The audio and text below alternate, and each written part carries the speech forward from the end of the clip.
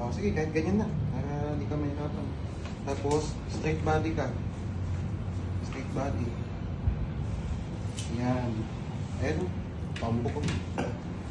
Pumasok dito. Tapos si Sir, first time niya to. First time yan. Ako madalas, talaga. Wag mo siya sarili lalaban. Hinga ka lang ng maayos na. Hindi tayo mahirapan. Ising sakit. Yan o. Yan mo lang siya sa akin. Okay? Relax. Lumbat mo lang siya. Lambot mo lang, sunod mo Yan. lang. Oo. Bigay. Yan lang sa akin. Bagsak mo lang. Nilalaban mo. Yun. Ayun. Lumatok na. Ayun lang. Yun ang sinasabi ko, nalutok.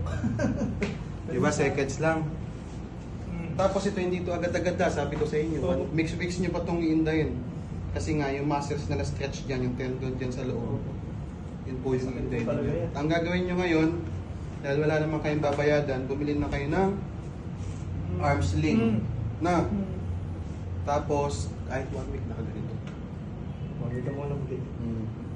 Na. Ganyan nyo muna. Pero possible kasi bumagsak ulit yan. Ganyan natin. Okay na. Arm sling sir ha. Bilan nyo siya ng arm Huli sling. na kayo ngayon. Mamaya. Papa, sir, tingin ko.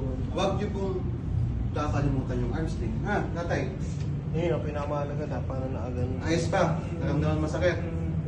Wala. Eh, yung kanina, Hindi, kahit